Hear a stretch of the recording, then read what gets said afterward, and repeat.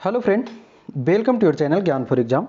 आज के इस सीरीज में जो हम सब जानने वाले हैं, जो लूसेंट समान ज्ञान की क्लास चल रही थी, जिसमें हम लोगों ने हिस्ट्री से शुरू किया था और ये खास करके रिवीजन मोड में शुरू किया गया है और एक बेहतरीन तरीके से समझ के साथ हमने प्रयास किया है। इसके पीछे के आपके प्राचीन इतिहास और मध्यकालीन इतिहास के 2 पार्ट दिए गए हैं और ये आज का तीसरा पार्ट होगा और साथ ही साथ मध्यकालीन इतिहास का तीसरा भी पार्ट होगा और अंतिम होगा। तो आप इसे आखिरी तक देख लेंगे क्योंकि आपका दरोगा एग्जाम और बिहार बीपीएससी में बहुत ही काम आने वाला है।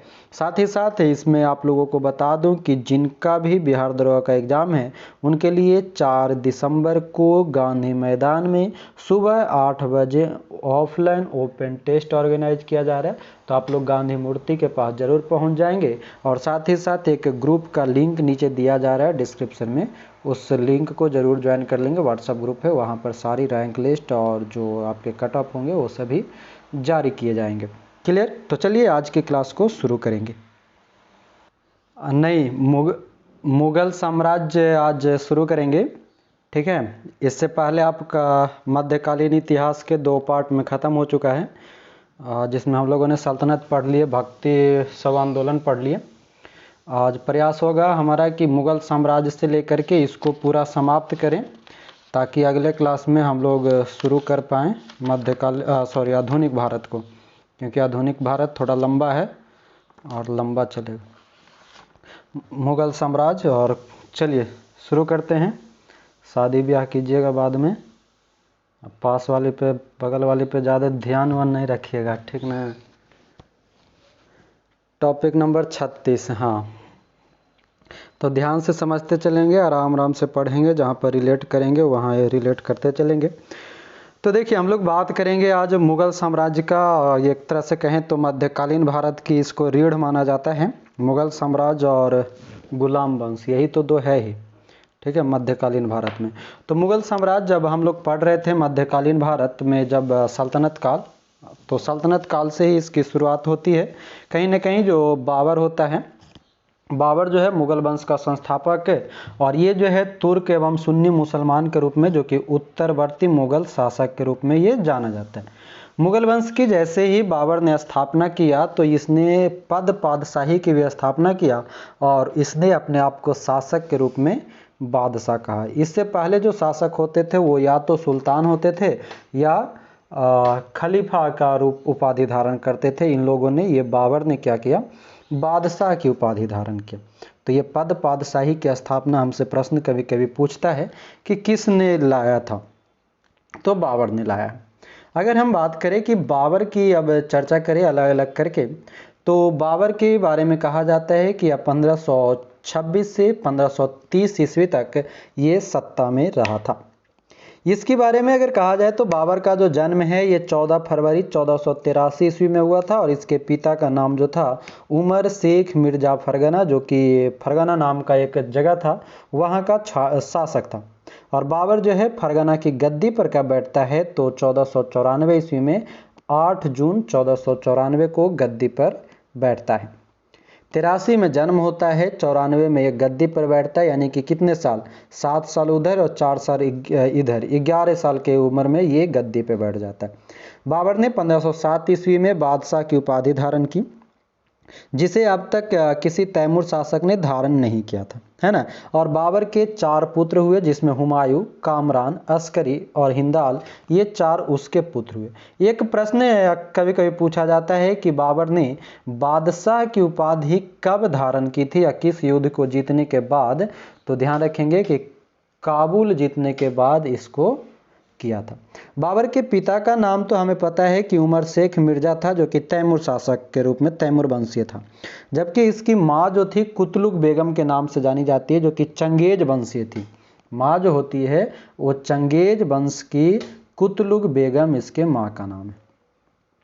बाबर क्या करता है कि बाबर ने भारत पर कुल 5 बार आक्रमण किया था। महमूद गजनवी ने कितने बार किया था? 17 बार। अच्छा, और सिकंदर?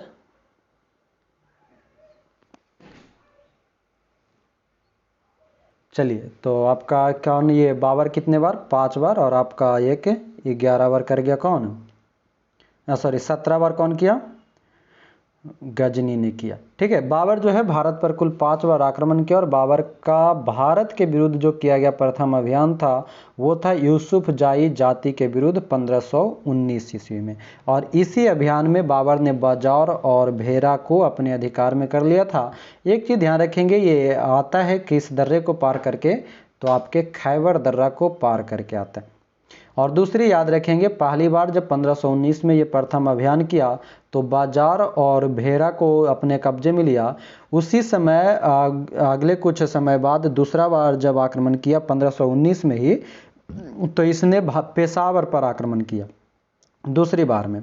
आगे कहता है कि पानीपत के प्रथम युद्ध में बाबर ने पहली बार तुगलमा युद्ध नीति भारत में, ये भी ध्यान रखेंगे कि भारत में पहली बार तुगलमा युद्ध नीति की स्थापना किसने किया था या प्रयोग किसने किया था, तो बाबर ने किया था पानीपत के प्रथम युद्ध में, यानी कि 26 में। तुगलमा निधि और तोपखाना।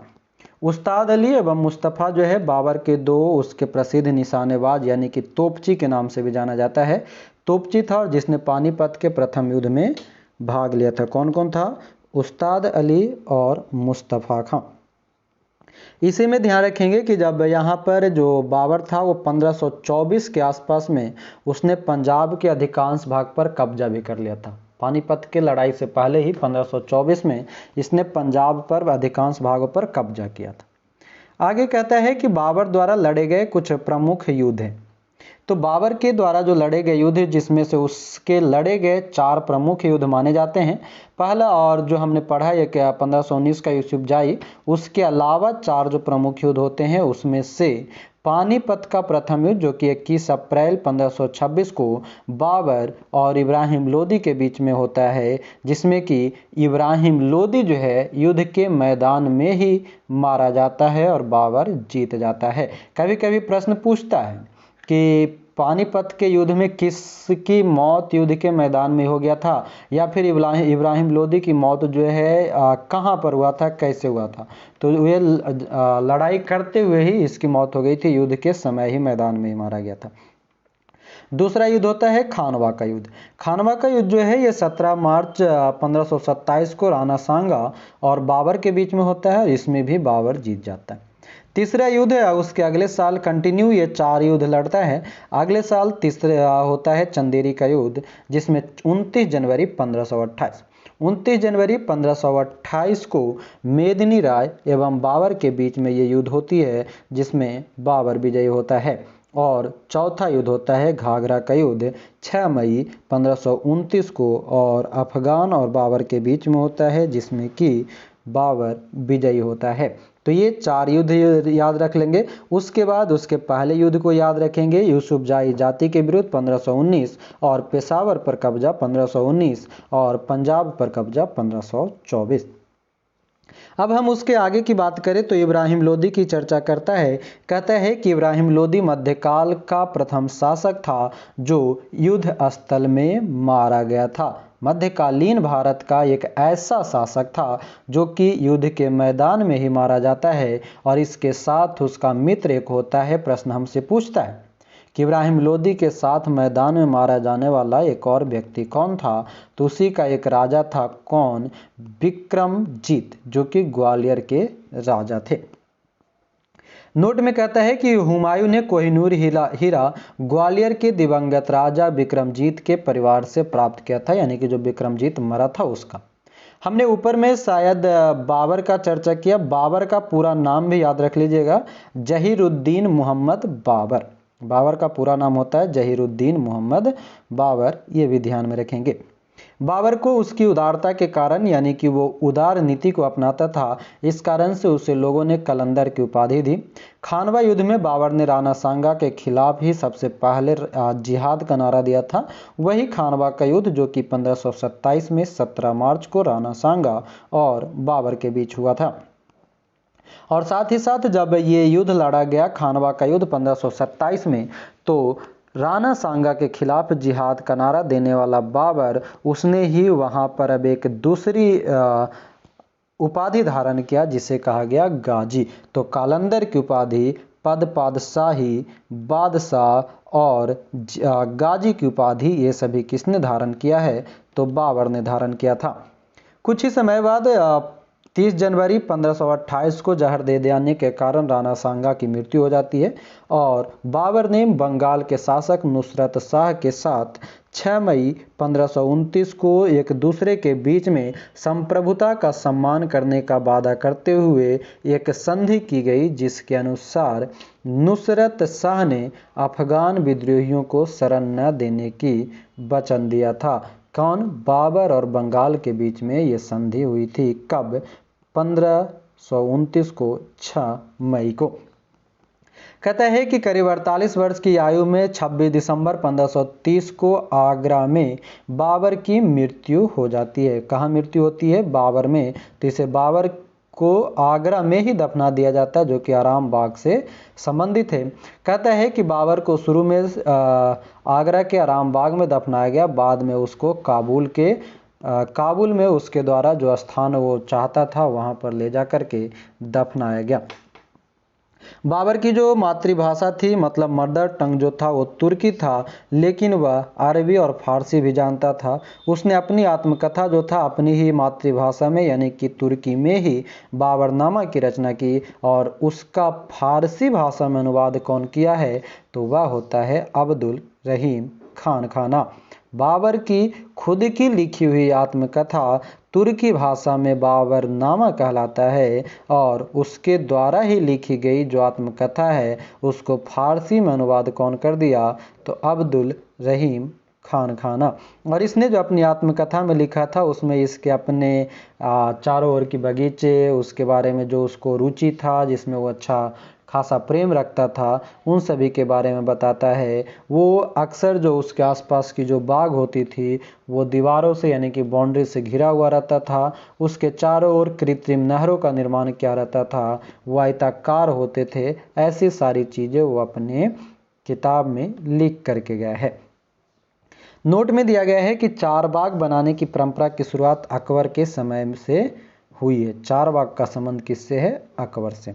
बाबर को मुबैयान नामक पद्म शैली का जन्मदाता भी माना जाता है। बाबर को मुबैयान नामक पद्म शैली का जन्मदाता माना जाता है। बाबर प्रसिद्ध नक्शबंदी सूफी ख्वाजा उबैदुल्ला अहरार का अनुयायी था और बाबर का उत्तराधिकारी होता है कौन? हुमायूं। अब यहाँ पर ध्यान दीजिएगा, एक शब्द आया है मुबैयान। बाबर को मुबैयान नामक पद्म शैली का जनक माना जाता है। मुबैन इनका मतलब होता है मुस्लिम कानून की पुस्तक, ठीक है। और उसके बाद ध्यान रखेंगे, अभी हमारे पास एक जगह नाम आया था अकबर से संबंधित कि चार बाग बनाने की परंपरा अकबर ने शुरू किया है। शालीमार बाग की जब बात करेगा तो जहांगीर और आराम बाग की बात करेगा तो बाबर। ये ध्यान में रखेंगे, 3 गो बाग हैं, आराम बाग, चार बाग और शालीमार बाग। आराम बाग जिसकी स्थापना यानी कि निर्माण शैली बाबर ने दिया, शालीमार बाग जहांगीर ने दिया और चार बाग को अकबर ने देता है। एक चीज़ और, एक और बाग होता है आई थिंक निशांत बाग। निशांत बाग भी एक होता है जिसको बनवाया था आसफ खान नाम का व्यक्ति। ये 4 याद रख लेंगे, निशांत बाग को आसफ खान ने बनवाया था। क्लियर है यहाँ तक? चलिए अब हम जानेंगे बाबर का उत्तराधिकारी कौन होता है? हुमायूं। तो हुमायूं के बारे में जानते हैं। शालीमार के बाद एक आराम बाग, दूसरा चार बाग और तीसरा एक निशांत बाग। निशांत बाग जो है आसफ खान ने बनवाया था। आगे आते हैं हुमायूं की ओर। एक चीज़ हुमायूं में आते हैं तो हमें 1530 से 1556 की घटना याद आती है। तो 1530 से हम हुमायूं आगे बढ़ने से पहले हमारे पास एक हमारे इतिहास में एक बहुत बड़ी कांड है 1528 में जो बनी हुई बाबरी मस्जिद। नाम सुना होगा आप लोगों ने, उत्तर प्रदेश में स्थित है। तो बाबरी मस्जिद की भी घटना है, तो लिख लीजिए कि बाबरी मस्जिद ये 1528-29 के समय में बनाया गया था। उसका जो मीर बकी नाम का जो व्यक्ति था बाबर का सहयोगी, उसने बनाया था। और कभी अगर पूछ ले तत्कालीन से संबंधित तो बाबरी मस्जिद को तोड़ने का जो काम किया गया था वो लगभग 1992 में किया गया था, है ना। जो कि आधुनिक इतिहास से संबंधित मीर बकी नाम का व्यक्ति था, 1528-29 के बीच में वो बनाया था। अब आते हैं हम हुमायूं की ओर। हुमायूं की अगर बात किया जाए तो 1530 से 1526 में नासिरुद्दीन हुमायूं के नाम से ये व्यक्ति 29 दिसंबर 1530 ईस्वी को आगरा में 23 वर्ष की उम्र में सिंहासन पर बैठता है। बाबर जो कि बैठता है 1494 में, हुमायूं बैठता है 1530 में। 23 वर्ष की उम्र में ये बैठता है। गद्दी पर बैठने से पहले जो है हुमायूं बाबर के समय में ही बदखसा का सूबेदार हुआ करता था। इसके पिता जो था बाबर क्या क्या था कि इसके 4 बेटे थे। 4 बेटों का नाम हमने पढ़ा था, हुमायूं, कामरान, अस्करी और हिंदा। तो इसने अपने पिता के कहे अनुसार अपने भाइयों में अपने सारे राज्य को बांट लिया, जिसमें कि जो कामरान था उसको काबुल और कंधार दिया। मिर्जा नाम का जो भाई था उसको अस्करी काबुल, कंधार और मिर्जा दिया। अस्करी को संभल, मिर्जा हिंदार को अलवर एवं मेवाड़ की जागीर, और उसका एक और चचेरा भाई था सुलेमान मिर्जा, उसको हुमायूं ने बदखसा प्रदेश दे दिया। ये वही बदखसा प्रदेश है जहां हुमायूं गद्दी पर बैठने से पहले सूबेदार हुआ करता था। 1533 में हुमायूं ने दीनपनाह नामक नए नगर की स्थापना की। 1533 में चौसा का युद्ध कहता है कि 25 जून 1539 को शेर खां एवं हुमायूं के बीच हुआ और इस युद्ध में शेर खां विजयी रहा और इसी युद्ध के बाद शेर खां ने शेरशाह की पदवी धारण की। तो हम तो बहुत आगे निकल गए, 1533-1539। इससे पहले की 2 घटना याद रखेंगे, एक कालिंजर का युद्ध और दूसरा चुनार का किला। कालिंजर का युद्ध जो कि 1531 में होता है और चुनार का किला का जो घेराव होता है वो 1532 के आसपास में होता है। तो 1530 में गद्दी पे बैठता है, 1531 में कालिंजर करता है, 1532 में चुनार करता है, 1533 में आपका दीनपनाह नामक नगर की स्थापना करता है। उसके बाद 1539 में वह चौसा का युद्ध, जो कि प्रसिद्ध डेट के नाम से जो है, डेट जो है 1539 का 25 जून 1539 चौसा का युद्ध है, जो कि शेर खां और हुमायूं के बीच लड़ा गया था और इस युद्ध में शेर खां विजयी रहा और इसी युद्ध के बाद शेर खां ने शेरशाह की पदवी लिया था। पहले शेर खां कहलाता था, बाद में शेरशाह कहलाया। आगे चले तो कुछ समय बाद कन्नौज का युद्ध, जिसे हम बिलग्राम भी कहते हैं, कन्नौज या बिलग्राम का युद्ध 17 मई 1540 को शेर खां एवं हुमायूं के बीच लड़ा जाता है। पुनः वो रिटर्न, वही 2 व्यक्ति टकराते हैं और यहाँ पर भी हुमायूं पराजित हो जाता है और इसके साथ ही शेर खां आसानी से आगरा और दिल्ली पर कब्जा कर लेता है। तब ये जब 1540 में कन्नौज का युद्ध लड़ा, हुमायूं बेसहारा हो गया। ये वहाँ से निकल करके चला गया सिंध की ओर। सिंध की ओर जब ये जा रहा था तो लगभग 15 सालों तक ऐसे ही इधर उधर घूमता रहा, घुमक्कड़ की ज़िंदगी बिताता रहा और निर्वासन के समय हुमायूं ने हिंदाल के आध्यात्मिक गुरु फारसीवासी शिया मीर बाबा दोस्त उर्फ मीर अली अकबर जामी की बेटी उससे इसने शादी किया 1541 में। 1541 में कब शादी किया? 29 अगस्त 1541 को इसने निकाह कर लिया और कालांतर में वही हमीदा बानो बेगम बाद में अकबर की माता होती है। तो अब हमने ऊपर जाना कि 15 साल तक मतलब निर्वासित जीवन इधर उधर घुमक्कड़ की बिताया। ये तो निकला तेज, 40 में सत्ता छूटा, 41 में जाके पहले ब्याह किया, उसके बाद दोनों घूमते रहा, है ना, 14 वर्ष तक। इतना बढ़िया और किसको मौका मिलेगा? 14 वर्ष लगा, कितना, 14 नहीं 15 वर्ष, 14 वर्ष तो राम जी का वनवास था। 15 वर्ष तक इसने एकदम मस्त लाइफ बिताया, घूम घूम करके, न घर का टेंशन न परिवार का टेंशन, दोनों अपने में मगन, है ना। तो ये 1541 में शादी किया, 1541 में हमीदा बानो बेगम से और अकबर का जन्म होता है। चलिए आगे कहता है कि 1555 ईस्वी में हुमायूं ने पंजाब के सूरी शासक सिकंदर को पराजित कर पुनः दिल्ली की गद्दी पर बैठा। शेरशाह सूरी जो था, शेरशाह सूरी का ही वंश उस समय सत्ता में था। उसी समय सिकंदर सूरी नाम का व्यक्ति को पराजित करके 1555 में पुनः हुमायूं गद्दी पर बैठता है। ध्यान में आ रहा है कुछ? इससे पहले की क्लास में हमने पढ़ा था कि 2 बार राज्याभिषेक कराने वाला व्यक्ति कौन था, पढ़े थे, कुछ ध्यान में आ रहा है? कौन था? औरंगजेब जो हम पढ़े थे, और उसके साथ साथ एक और कौन पढ़े थे?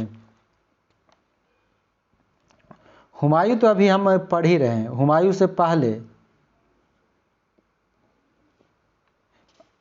औरंगजेब का हुआ था, हाँ हुआ था ना, औरंगजेब का राज्याभिषेक हुआ था। शिवाजी का भी हुआ है, हाँ हाँ। FST फिरोज शाह तुगलक का हुआ है ना। FST जो था वो जब थट्टा में जब मरा था, कौन? MBT, है ना। तो थट्टा में वो पहले लिया था, राज्याभिषेक करवाया था, और बाद में फिर कुछ महीना बाद जब दिल्ली लौट के आया तो दिल्ली में करवाया था। तो ये FST आपका हो गया। हुमायूं 2 बार सत्ता पाता है, शिवाजी का 2 बार उस तरह से राज्याभिषेक होता है, औरंगजेब का होता है। तो कभी कभी हमसे प्रश्न पूछता है, तो ये चीज़ ध्यान में रखेंगे। कौन कौन हो गया? फिरोज शाह तुगलक, दूसरा में हम अगर मध्यकालीन से ही रिलेट कर ले तो हुमायूं, फिर जाओ औरंगजेब अभी आगे आएगा, और उसके बाद हमारा शिवाजी महाराज का जो है उनके बारे में कहता है कि हुमायूं द्वारा 1555 ईस्वी में हुमायूं ने उसको हरा करके बैठा। हुमायूं द्वारा लड़े गए 4 प्रमुख युद्ध इस प्रकार से दिया हुआ है। देवरा का युद्ध 1531, चौसा 1539, बिलग्राम का 1540 और सरहिंद का युद्ध 1555-56 के बीच में लड़ा गया था। उसके बाद 1 जनवरी 1556 को ही दीन पनाह भवन में जिसने की बनवाया था, वहीं पर इसकी मृत्यु हो जाती है सीढ़ी से गिरने के कारण। हुमायूं के बारे में कुछ इतिहासकार जो है, जिसमें एक लेनरूप हैं, लेनपुर कहते हैं कि हुमायूं जो है गिरते पड़ते इस जीवन से मुक्त हो गया, ठीक उसी तरह जिस तरह उसने तमाम जिंदगी गिरते पड़ते बिताया था।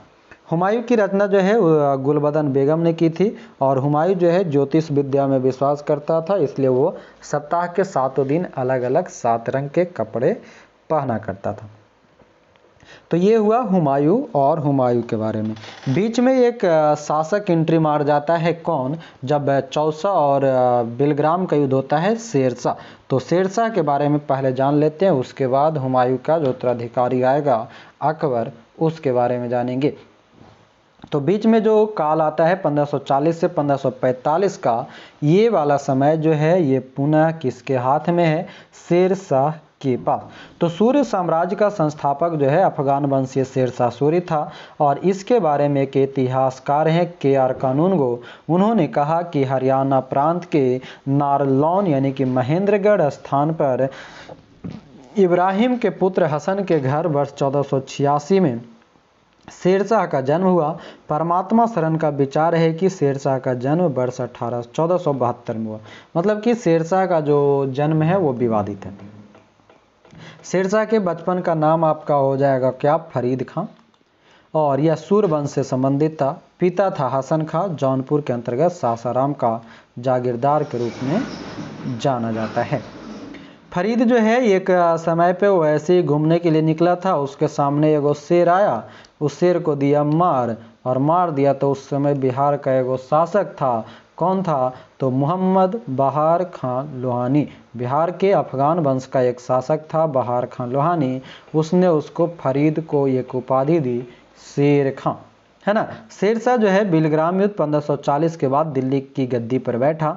शेरशाह की मृत्यु जो है कालिंजर के किले को जीतने के क्रम में 22 मई 1545 को हो जाती है, और उसके बाद मृत्यु के समय वह उक्का नाम का आग्नेयास्त्र चला रहा था, और उस समय कालिंजर का शासक कीरत सिंह हुआ करता था। यानी कि उक्का क्या है? कभी कभी प्रश्न पूछता है कि मध्यकालीन इतिहास में उक्का का संबंध क्या है? तो आग्नेयास्त्र है, और इसको चला कौन रहा था या किसने प्रयोग किया है? तो शेरशाह ने इसका प्रयोग किया है। हिंद तथा ईरानी वास्तुकला के समन्वय का प्रथम उदाहरण है। और शेरशाह का मकबरा जिसे हम सासाराम में पाते हैं अपने बिहार में, वहीं पर सासाराम में झील के बीच ऊंचे टीले पर निर्मित किया गया है। कितने लोग सासाराम रोहतास से हैं बताइएगा तो जरा, कौन कौन देखे हैं शेरशाह का मकबरा? देखे हैं? घर के बगल में है तो हमनियों के घुमाइएगा। ओके चलिए, थैंक यू, आएंगे कल। हाँ सबको ले चलेंगे।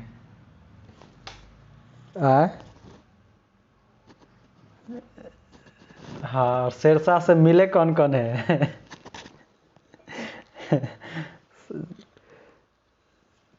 शेरशाह से कौन कौन, कोई नहीं भेंट किए हैं?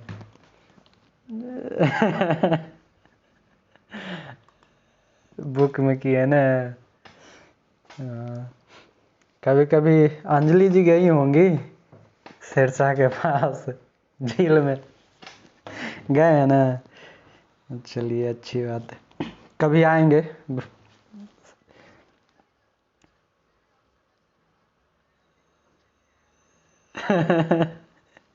शेरशाह को मैसेज फॉरवर्ड कर दीजिएगा सबके तरफ से, नमस्ते, प्रणाम, पैर छू के प्रणाम, गोड़ छू के प्रणाम, गोड़ लागी, सभ्य तरह से।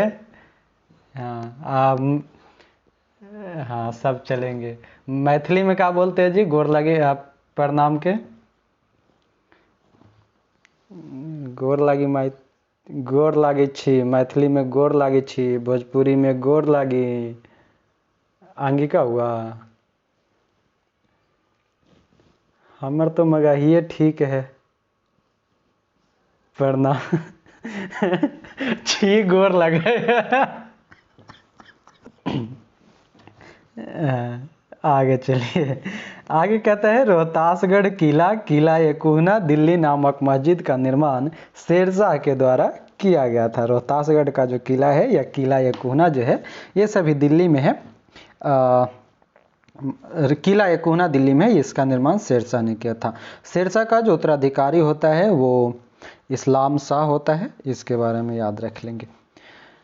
आगे बढ़े तो हमने हुमायूं के बारे में पढ़ा था। शेरशाह को बीच में 1 मिनट रोकेंगे, हुमायूं के बारे में कुछ 1-2 लाइन और बता देते हैं। हुमायूं जो है, हुमायूं को अब जो अबू फजल था ना, अबुल फजल ने इंसान एक कामिल कहा था, इसको ध्यान में रखिएगा। अबुल फजल ने हुमायूं को इंसान एक कामिल कहा था। और मुगल शासक में सोने का सिक्का जारी करने वाला व्यक्ति ये हुमायूं ही था। और सोना के साथ साथ हुमायूं ने चमड़ा का सिक्का भी जारी किया था। ठीक है, मुगल शासन में स्वर्ण सिक्का जारी करने वाला वो व्यक्ति कौन था? हुमायूं था। चमड़ा का सिक्का किसने जारी किया था? मुगल शासन में, शब्द याद रखेंगे, मुगल शासन, मुगल साम्राज्य में तो भी हुमायूं था। ठीक है, आगे आते हैं। अबुल फजल जो था इसने हुमायूं को इंसान एक कामिल की उपाधि दिया था या कहता था। आते हैं शेरशाह की ओर। शेरशाह का उत्तराधिकारी हो गया उसका बेटा कौन? इस्लाम शाह। कहता है कि शेरशाह ने भूमि की माप के लिए 32 अंक वाला सिकंदरी गज एवं सन की डंडी का प्रयोग किया। इसने 178 ग्रेन चांदी का रुपया व 380 ग्रेन तांबे के दाम को चलाया। कहीं कहीं पर आपको चांदी का जो रुपया है वो 180 ग्रेन का भी दिख सकता है या देखा होगा। इसी के समय में याद रखेंगे, शेरशाह के समय में ही कि इसने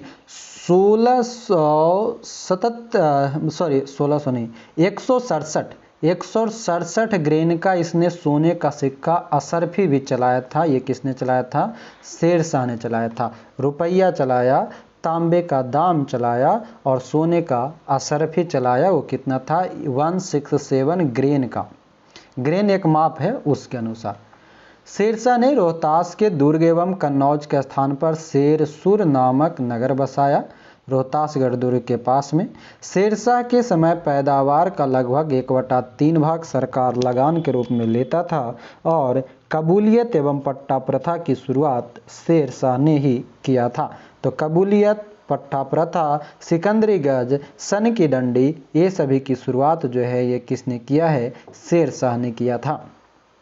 शेरशाह ने ही 1541 ईस्वी में पाटलिपुत्र को पटना के नाम से पुनः स्थापित किया और इसने ही ग्रांड ट्रंक रोड की मरम्मत करवाई। डाक प्रथा का प्रचलन शेरशाह के द्वारा किया गया और मलिक मोहम्मद जायसी जो थे इतिहासकार और कवि, उन्होंने शेरशाह के समकालीनता को देखा था, है ना। यहाँ पर जो ये ग्रांड डप आया है किसका? ग्रांड ट्रंक रोड की मरम्मत करवाया पाटलिपुत्रा ने, ये क्या नाम है? शेरशाह ने करवाया था, ये ध्यान रखेंगे। शेरशाह सूरी ने ग्रांड ट्रंक रोड, जिसे हम वर्तमान में जीटी रोड के नाम से जानते हैं, ठीक है। NH1 ये सब को मिला करके ये लगभग बंगाल तरफ से शुरू होता है, आपका बनारस ये सब वाला रास्ता दिल्ली तक जाता है, जिससे जीटी रोड के नाम से जानते हैं, ठीक है।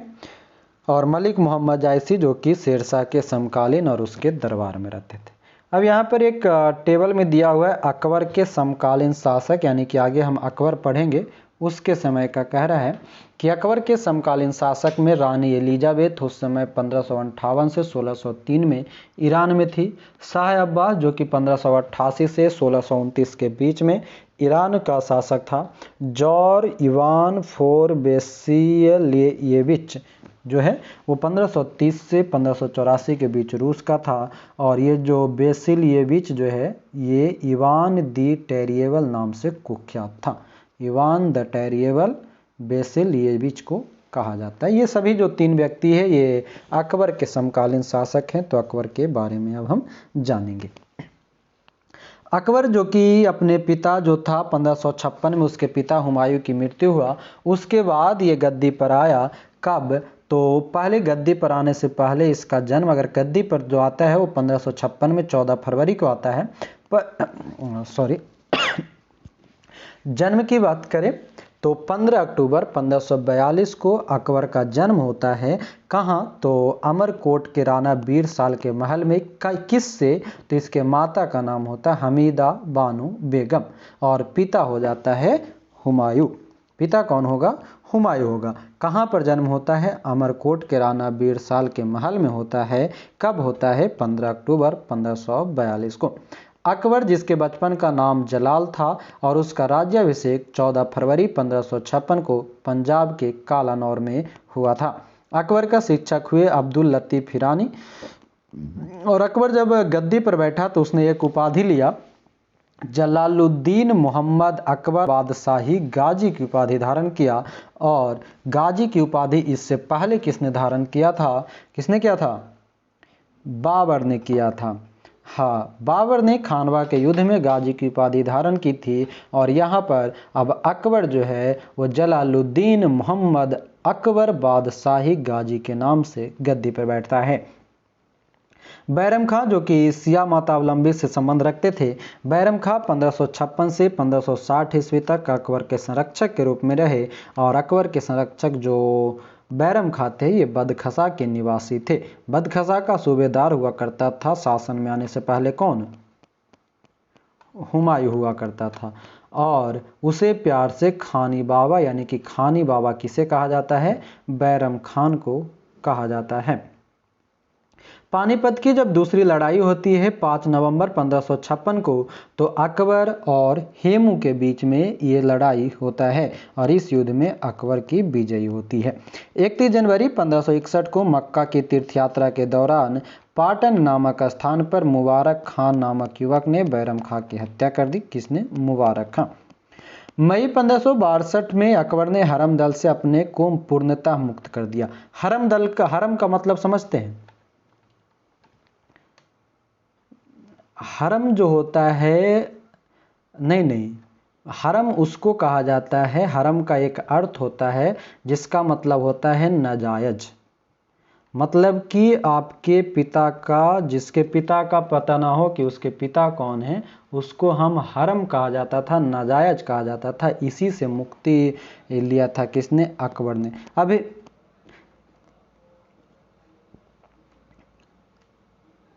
हाँ, तो महम अनगा वाला जो है ना, इसका जो हरम का, जो हम हरम का अर्थ बता रहे हैं, हरम दल की बात नहीं कर रहे हैं, हरम का मतलब बता रहे हैं कि नाजायज रूप होता है। जैसे हम लोग कभी एक गाली के रूप में भी यूज करते हैं, तो ये गाली यूज करने का मतलब अगर आप किसी को बोल रहे हैं तो इसका मतलब है कि उसके पिता का पता नहीं है। इसलिए ज़्यादातर जो जितना बहनी तो नहीं, हरम दल से मुक्ति दल अलग होता है और हरम शब्द का मतलब अलग होता है, ये हम बता रहे हैं। हरम दल का मतलब हमें नहीं बता रहे, हरम शब्द का मतलब बता रहे, ठीक है। हरम जो शब्द है, कभी कभी जो आप ज़्यादा करके, खास करके जो बहनी शब्द होती है ना, वो ज़्यादा भाई बहन को गाली देती है, हरम ज़्यादा। तो आज के बाद सोच लीजिएगा उसका अर्थ क्या होता है।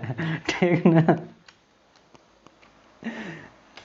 अब से बोलिएगा मत अपने भाई को, फिर आपका भी प्रमाण पत्र निकालना पड़ जाएगा। तो फिर आपका भी प्रमाण पत्र कहाँ रहेगा पता नहीं, ठीक है। एक इंग्लिश में भी क्या बोलता है, ग्रीन मैंगो मोर। ग्रीन मैंगो मोर का मतलब क्या होता है, इसका हिंदी ट्रांसलेट कीजिए। नहीं पता। ग्रीन मतलब हरा, मैंगो मतलब आम, और मोर मतलब ज़्यादा, ठीक है। तो एगो बताते हैं, गाली बताते हैं, ठीक ना, एकदम विदेशी गाली बताते हैं, ये विदेशी गाली बताते हैं। अगर कोई के हरामजादा बोल दीजिएगा तो ज़्यादा दुख मानेगा, ठीक ना। तो आपका मन का भड़ास भी निकल जाएगा और उसका भी काम हो जाएगा। मन करेगा बोलने के तो बोल दीजिएगा ग्रीन मैंगो मोर जो। आएगा तो समझेगा, फिर भी डायरेक्ट नहीं पकड़ेगा। मोर मतलब सब ज़्यादातर अधिक समझता है, ज़्यादा थोड़े समझता है। हम लोग जैसा गवार रहता है वो ज़्यादा पकड़ता है ना। अब देखिए, तो ये हरम दल से मुक्ति कब लेता है, 1562 में लेता है। हल्दी घाटी का जो युद्ध है ये 18 जून 1576 को मेवाड़ के शासक महाराणा प्रताप एवं अकबर के बीच होता है। होगा 18 जून वाला ज़्यादातर आपको सही है कि हल्दी घाटी का जो युद्ध है ये 18 जून 1576 को मेवाड़ के शासक महाराणा प्रताप एवं अकबर के बीच हुआ। इस युद्ध में अकबर विजय हुआ। इस युद्ध में मुगल सेना का नेतृत्व मान सिंह एवं आसम खां ने किया, जबकि अकबर का सेनापति कौन थे, मान सिंह थे, ठीक है। और आगे कहता है कि हल्दी घाटी के समय कुंभलगढ़ राणा प्रताप का निवासी था, राजधानी था। राणा की ओर से इस युद्ध में हाकिम खां सूर के नेतृत्व में एक अफगान फौजी टुकड़ी एवं भीलों की एक छोटी सी सेना ने भी भाग लिया था। किसके तरफ से, राणा प्रताप की तरफ से। महाराणा प्रताप की मृत्यु 19 जनवरी 1597 ईस्वी में एक सख्त धनुष की प्रत्यंचा चढ़ाते समय अंदरूनी चोट लग जाने के कारण हो गई और हल्दी घाटी के युद्ध के बाद राणा प्रताप ने डूंगरपुर के निकट चावड़ में नई राजधानी बनाई। ऐसा हाल है हम लोगों के इतिहास में कि जो व्यक्ति महान रहा उसका इतिहास हम लोगों को पढ़ने के लिए जल्दी नहीं मिलता है। महाराणा प्रताप के बारे में अगर देखा जाए तो विस्तृत जानकारी, जो बेसिक जानकारी जो हम लोग जो पढ़ाई करते हैं उसमें नहीं मिलता है। अगर उनके बारे में अब पढ़ना है तो अब उनके बारे में अगर कुछ इतिहासकारों ने लिखा भी है तो एक अलग से उनके बारे में पढ़ने के लिए हमें ज़रूरत पड़ जाती है। और अकबर हुमायूं के पढ़ेला माई से लेके बाबूजी तक सभ्य के जानकारी मिल जाता है। ये इतिहास है हमारा भारत का, हाँ, है ना। तो आगे चलते हैं। ये हो गया कि महाराणा प्रताप जी का मृत्यु हो गई, मृत्यु नहीं, डूंगरपुर के निकट चावड़ में उन्होंने अपनी राजधानी बनाई। दीन इलाही धर्म का प्रधान पुरोहित अकबर था। दीन इलाही धर्म स्वीकार करने वाला होगा कहीं पर, नहीं है तो उनके घोड़े का नाम याद रख लीजिए, चेतक नाम था, हाथी था राम प्रसाद। हाँ, किन्हीं के बाबूजी का नाम होगा तो बुरा नहीं मानिएगा, ठीक ना। चलिए, घोड़ा हो गया चेतक। किसके घोड़ा, हाँ ये ध्यान रखिएगा, राणा प्रताप के घोड़ा और हाथी का नाम था, हाथी का नाम राम प्रसाद और घोड़ा का नाम चेतक था राणा प्रताप जी का।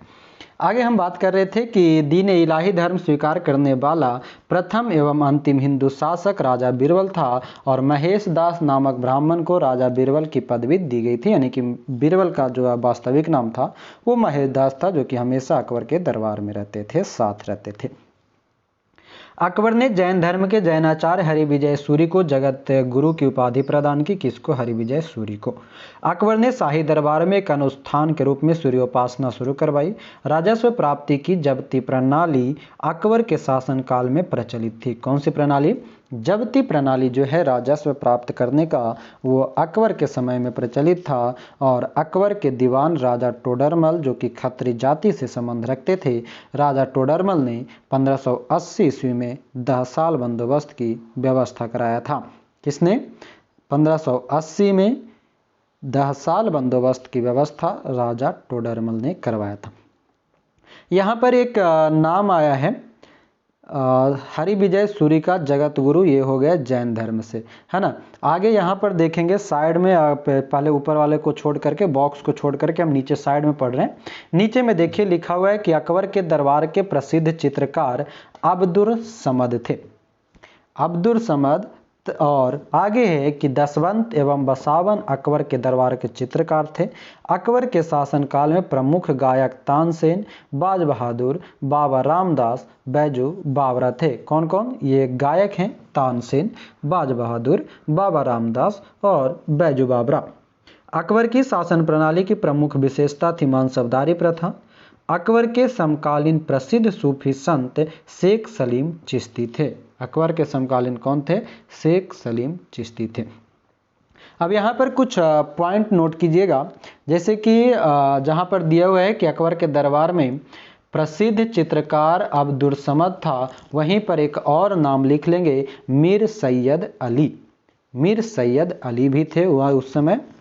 और दूसरा ध्यान रखेंगे यहाँ पर सीरी कलम, सीरी कलम की उपाधि अब्दुल समद को दिया गया है, जो अब्दुल समद हैं उनको। और एक होता है जरी कलम, जरी कलम की उपाधि जो है मोहम्मद हुसैन कश्मीरी को दिया गया है। क्लियर है? सीरी कलम की उपाधि अब्दुल समद को, जरी कलम की उपाधि मोहम्मद हुसैन कश्मीरी को। और एक चीज़ और ध्यान रखेंगे कि जो अकबर जो था उसने एक हिंदू संगीतज्ञ थे लाला कलावंत। लाला कलावंत से अकबर ने हिंदू संगीत की शिक्षा ली थी। क्लियर है? आगे चलते हैं। अब ऊपर में चलेंगे, अकबर द्वारा जो विजित प्रदेश है इसको देख लेंगे, कब क्या हिंदू संगीत की शिक्षा ली थी। हिंदू संगीत की शिक्षा लाला कलावंत से। अकबर द्वारा जीता गया प्रदेश देखेंगे, पहला है मालवा का जो प्रदेश है वो बाज बहादुर शासक था। 1561 में आदम खां और पीर मोहम्मद उस समय उसका सेनापति था। चुनार हो गया, चुनार देखेंगे, अफगान का शासक 1562 में अब्दुल्ला खां से लिया था। खास करके हमसे यही पूछता है कब कौन से प्रदेश को जीता है। शासक और सेनापति बहुत कम ही पूछता है, कुछ ही प्रसिद्ध जगहों का पूछता है। चुनार का हो गया 1562 में। गोंडवाना जो है इसको शासक हुआ करता था वीर नारायण एवं दुर्गावती। और 1562 में यहाँ पर दुर्गावती को खास करके ध्यान में रखेंगे, कहाँ का शासिका थी? तो गोंडवाना की। आसफ खान ने सेनापति था मुगल की ओर से। आमेर का जो है, चलिए आमेर का हो जाएगा, राजा था भारमल। 1562 में स्वेच्छा से अधीनता स्वीकार कर लिया था आमेर। ठीक है। मेड़ता का राजा था जयमल। 1562 में सफरुद्दीन सेनापति था मुगल की ओर से। मेवाड़ का ध्यान रखेंगे, मेवाड़ वाला महत्वपूर्ण है। उदय सिंह एवं राणा प्रताप 1568 में स्वयं अकबर जीता था। और 1576 में मानसी एवं आसफ खां। तो सबसे पहला तो कि हमारा जो प्रश्न एक दिखेगा कि अकबर के समय में स्वेच्छा से अधीनता स्वीकार करने वाला कौन सा प्रदेश था? तो आमेर। शासक कौन था? भारमल। कब? तो 62। दूसरा पूछेगा कि अकबर सबसे पहले अपने खुद जाकर के कौन सी लड़ाई को लड़ा था? तो मेवाड़ को। किससे? उदय सिंह से 1568 में। और फिर दोबारा जो मेवाड़ को जीता 1576 में राणा प्रताप से, मानसी एवं आसफ खां से। रणथंभौर सुरजनहाड़ा उस समय का शासक था। 1569 में भगवान दास और अकबर ने जाके जीता। कालिंजर को रामचंद्र के समय में 1569 में मजनू काकशाह ने जीता। मारवाड़ को राव चंद्रसेन 1570 में स्वेच्छा से अधीनता स्वीकार की। कौन? मारवाड़, आमेर ने। उसके बाद मारवाड़। तीसरा में आएगा आपका जैसलमेर, जो कि रावल हरि राय थे 1570 में। बीकानेर, कल्याणमल उसका शासक था 1570 में। ये तीन लोग मारवाड़, जैसलमेर और बीकानेर 1570 में ही स्वेच्छा से अधीनता स्वीकार कर लिया। खरबूजे को देख के खरबूजा ने रंग बदल लिया, है ना। हाँ, ये तीनों देख लिया कि वो गेलो, तो अब हमार कोई उपाय हो अच्छा हो कि स्वीकार कर ले। तो कौन कौन? देखिए, मारवाड़ से मारधार हो गया और जैसा से हो गया, जैसा मारधार था ना, अब बीकानेर बिक गया सब। जैसा मारधार था वैसा में बिक गया सब। क्या कर लिया? स्वाधीनता स्वेच्छा से स्वीकार कर लिया। कब? 1570 में 70 रुपया में बिक गया। और सबसे पहले जो स्वीकार किया वह था आमेर। बीकानेर की बात करें तो ये कल्याणमल शासक था, 1570 में ये हो गया। गुजरात का मुजफ्फर का तृतीय था, 1571 में सम्राट अकबर खुद गया था। बिहार एवं बंगाल में जो दाऊद खां था वो 1574 से 76 मुनीम खान खाना। अगर कभी प्रश्न पूछ ले कि बिहार और बंगाल को जीता कब था, तो हम आखिरी डेट को ही जीता हुआ मानते हैं, तो 1576 करेंगे। मुनीम खान खाना उस समय सेनापति था। काबुल हकीम मिर्जा शासक था, 1581 में मानसिंह और अकबर ने जीता। कश्मीर को यूसुफ याकूब खां था, 1586 में भगवान दास और कासिम खां ने जीता। उड़ीसा को निसार खां शासक था, 1592 में मानसिंह खुद जीता। सिंध को जीता जानी बेग से, 1593 में अब्दुल रहीम खान खाना। बलूचिस्तान को पन्नी अफगान के जो शासक था 95 में मीर मासूम से, और कंधार को मुजफ्फर हुसैन से 1595 में ही शाह बेग ने जीता था। दक्षिण भारत का इसका 4 गो महत्वपूर्ण है, इसको ध्यान में रखेंगे। पहला कि खानदेश, जो कि अली खां उसका शासक था, 1591 में स्वेच्छा से अधीनता स्वीकार किया। तो कुल मिलाकर के 5 ऐसे उसको प्रदेश मिला जो कि स्वेच्छा से स्वीकार की। पहला आमेर 1562 में, दूसरा 1570 में मारवाड़, जैसलमेर, बीकानेर। पांचवा खानदेश जो कि 1591 में स्वेच्छा से अधीनता स्वीकार की। अगर कभी हमसे प्रश्न घुमा के पूछे कि दक्षिण भारत का कौन सा प्रदेश था जो अकबर की स्वाधीनता स्वीकार की थी, तो हम कहेंगे खानदेश, और 1591 में। दौलताबाद ये चांद बीबी थी उस समय, 1599 में मुराद, अब्दुल रहीम खान खाना, अब्दुल फजल और अकबर ने मिलकर के जीता। तीसरा अहमदनगर, बहादुर शाह और चांद बीबी जो थी 1600 ईस्वी में, और असीरगढ़ की लड़ाई जो मीरन बहादुर ने किया 1601 में अकबर, और अकबर का यह अंतिम युद्ध के रूप में भी जाना जाता है। तो 1561 से शुरू हुआ कहानी 1601 पर जाकर समाप्त होता है। अकबर के दरबार का प्रसिद्ध संगीतकार तानसेन थे। गुजरात विजय के दौरान अकबर सर्वप्रथम पुर्तगालियों से मिला था। पुर्तगालियों से सर्वप्रथम कौन मिला था? अकबर। गुजरात विजय के समय में, यानी कि अभी हमने पढ़ा था कि गुजरात विजय कब किया गया था? गुजरात विजय किया गया 1571 में किया गया था, और उसी समय उसने पुर्तगालियों से मिला था और समुद्र का दर्शन किया था। नोट कहता है कि गुजरात अभियान को इतिहासकार स्मिथ ने संसार के इतिहास का सर्वाधिक द्रुतगामी आक्रमण के रूप में कहा है। अब आते हैं अकबर के कुछ महत्वपूर्ण कार्य। क्लियर है? सबसे पहले देखेंगे, दास प्रथा का अंत करता है 1562 में। अकबर को हरम दल से मुक्ति मिलता है 1562 में। तीर्थ यात्रा कर समाप्त करता है 1563 में। जजिया कर समाप्त होता है 1564 में। उसके बाद ध्यान रखेंगे कि फतेहपुर सीकरी की स्थापना एवं राजधानी का आगरा से फतेहपुर सीकरी स्थानांतरित करना 1571। इबादत खाने की स्थापना 1575।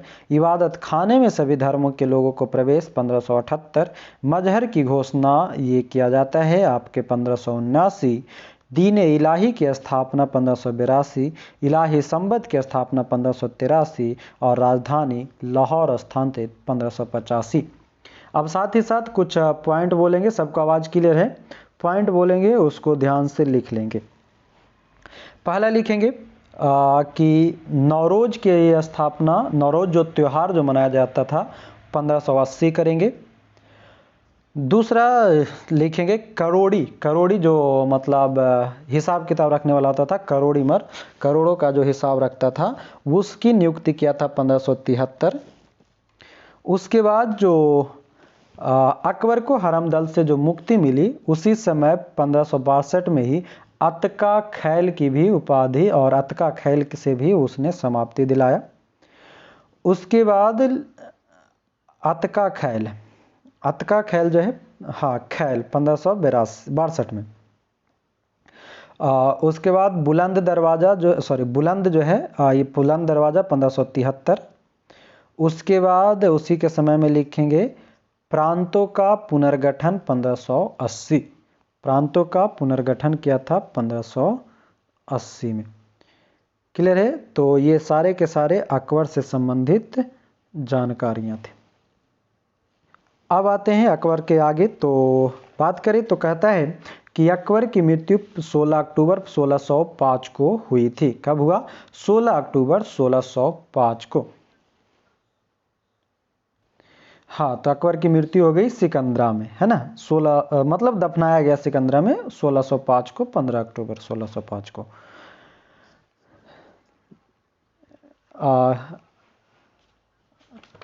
अकबर के महत्वपूर्ण कार्य आगे कहता है कि स्थापत्य कला के क्षेत्र में अकबर की महत्वपूर्ण कृतियां हैं। दिल्ली के हुमायूं का मकबरा, आगरा का लाल किला, फतेहपुर सीकरी में शाही महल, दीवाने खास, पंचमहल, बुलंद दरवाज़ा, जोधाबाई का महल, इबादत खाना, इलाहाबाद का किला और लाहौर का किला। अकबर के दरबार को सुशोभित करने वाले कुछ 9 रत्न थे, है ना। हमने पीछे भी पढ़ा था एक अष्टदिग्गज। अष्टदिग्गज किसके थे? नहीं, अष्टदिग्गज आपका कृष्णदेव राय वाला, हाँ, अष्ट प्रधान शिवाजी के समय पे। और ये तो इसके समय में क्या है, 9 रत्न है। एक और होता है नवरत्न, गुप्त वंश में चंद्रगुप्त द्वितीय के आसपास में था, है ना। तो ये 9 रत्न जो है, अबुल फजल 1551 से 1602 तक था, फैजी 1547 से 1595, तानसेन, बीरबल 1528 से 1583, टोडरमल, राजा मान सिंह, अब्दुल रहीम खान खाना, फ़कीर अजीउद्दीन और मुल्ला दो प्याजा। मुल्ला दो प्याजा को बहुत प्याज पसंद था, तो ये बार बार कहता था मुझे 2 प्याज दो, मुझे 2 प्याज दो, तो मुल्ला दो प्याजा। अबुल फजल का बड़ा भाई कौन था? फैजी था, जो कि अकबर के दरबार में राजकवि के पद पर आसीन थे। अबुल फजल ने अकबरनामा ग्रंथ की रचना की। किसने? अबुल फजल ने। वह दीन ए इलाही धर्म का मुख्य पुरोहित भी था, अबुल फजल। संगीत सम्राट तानसेन का जन्म 1506 ईस्वी में ग्वालियर के एक ब्राह्मण परिवार में हुआ था। इसका असली नाम जो था रामतनु पांडे था, और इनकी प्रमुख कृतियाँ थी मियाँ की टोड़ी, मियाँ की मल्हार, मियाँ का सारंग और क्या था, दरबारी कान्हरा। कंठाभरण वाणी विलास की उपाधि अकबर ने तानसेन को दी थी। किसको दिया था? तानसेन को कंठाभरण वाणी विलास की उपाधि दी गई। तानसेन अकबर के दरबार में आने से पूर्व रीवा के राजा रामचंद्र के यहाँ रहता था। कौन? तानसेन। अकबर के काल में ही स्वामी हरिदास भी एक महान संगीतज्ञ थे। हरिदास, वे वृंदावन में रहकर भगवान की उपासना करते थे। एक मत के अनुसार हरिदास तानसेन के गुरु थे। हरिदास जो है तानसेन के गुरु थे, जबकि कुछ विद्वान हरिदास एवं तानसेन दोनों को मानसिंह तोमर का शिष्य बताते हैं। यह भी प्रचलित है कि हरिदास का गाना सुनने के लिए अकबर को इनकी कुटिया पर जाना पड़ता था, क्योंकि इन्होंने अकबर के दरबार में जाने से मना कर दिया था, और इनका कहना था कि वे केवल अपने भगवान के लिए गाते हैं, दरबार से कोई उनका सरोकार नहीं है। मतलब कि अकबर को उसके दरबार में जाने से मना कर दिए थे। कौन के थे? हरिदास। अकबर ने भगवान दास यानी कि जो आमेर के राजा भारमल की बेटी थी भारमल के पुत्र को भगवान दास को अमीर उल उमरा अमीर उल उमरा की उपाधि किसको दिए? भगवान दास को। यूसुफजाइयों के विद्रोह को दबाने के दौरान बीरबल की हत्या हो गई। 1602 ईस्वी में सलीम यानी कि जहांगीर के निर्देश पर दक्षिण में आगरा की ओर आ रहे अबुल फजल को रास्ते में वीर सिंह बुंदेला नामक सरदार ने हत्या कर दी। किसका?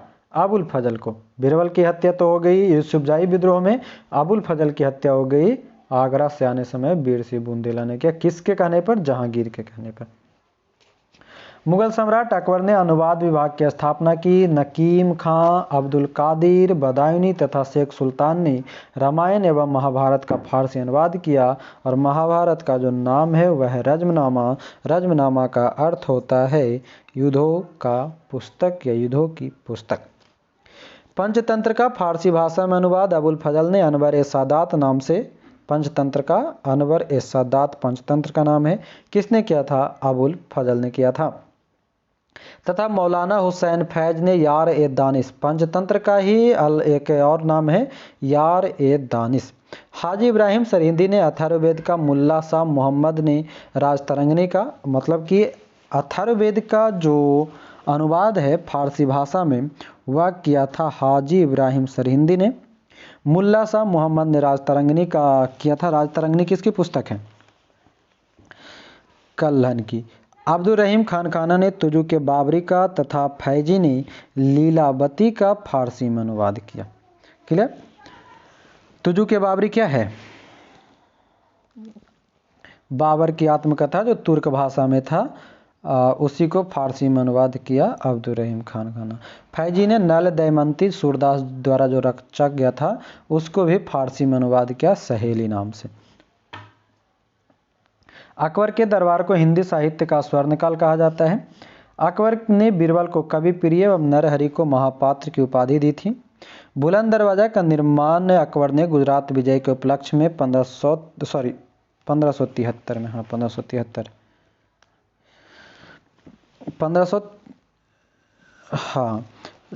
चार बाग बनाने की परंपरा अकबर ने के समय शुरू हुआ था।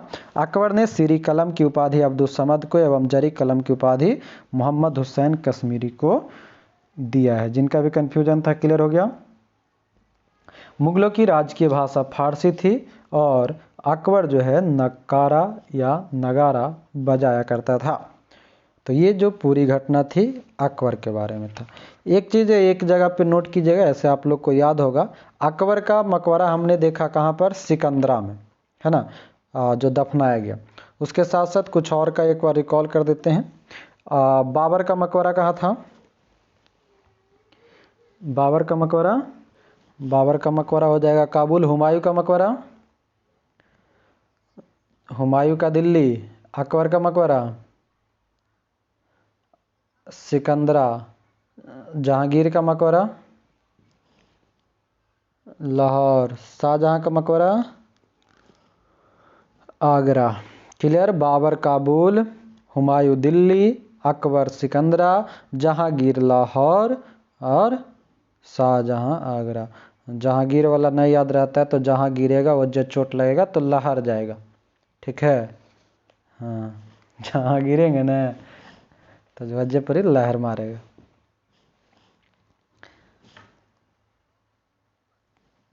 देखेंगे अब हम बात करेंगे उसके अगले अकबर के बाद का जो उत्तराधिकारी हुआ जहांगीर, जो कि 1605 से 1627 में। 1605 इसलिए क्योंकि 16 अक्टूबर 1605 को अकबर की मृत्यु हो जाती है।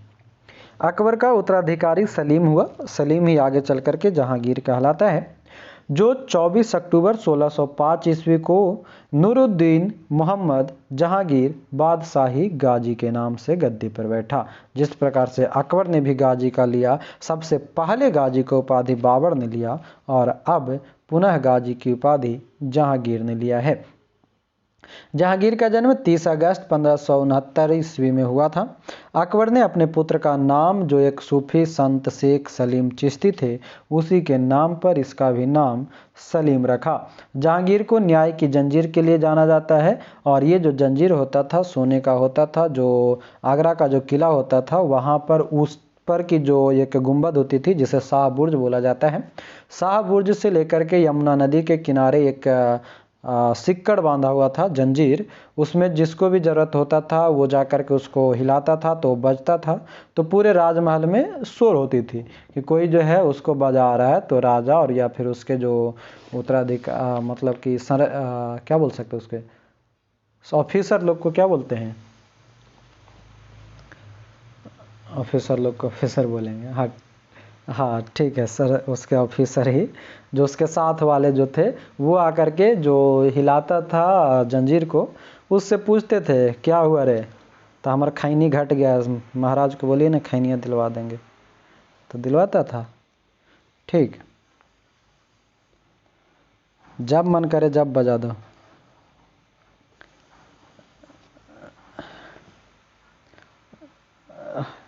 हाँ, जब भी जिसको मन हो जाए, 12 बजे रात में वो अगर दारू पीने का मन है, ये मालिक हमारा दारू ख़त्म हो गया भेजवा दीजिए ना।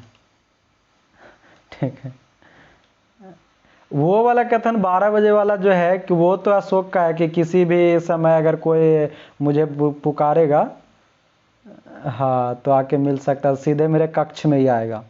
और इसका था कि जो यमुना के तट पर ही था ये, तो यमुना के तट पर जाके वो जंजीर खींचेगा ना या हिलाएगा ना, तब जो हल्ला होगा तो उसका या तो समकक्ष कोई आएगा या फिर राजा अगर जागा हो रहेगा तो ऊपर से कहेगा का हलो रे, तो हमर वाली भाग गली मालिक, अच्छा भेजा दूगो सैनिक खोज देता जो घरे जो पकड़ के ला देता, मालूम चलो सैनिक के साथ भागल हो। एगो कौन सा कोई मूवी था या कुछ में वैसे ही होता हुआ था, राजा कह रहा है कि मेरी बीवी भाग गई है, दूसर की बीवी भाग गई है। अच्छा मालिक पता करते हैं, सैनिक जाता है पता करने तो पता चलता है एगो सैनिक गायब है, सैनिक दोनों कहाँ गायब है, तो दोनों फरार है। वही होगा। चलिए 1857 वाला है, तो वही शायद 1857 ये वाला एगो था ना मंगल पांडे।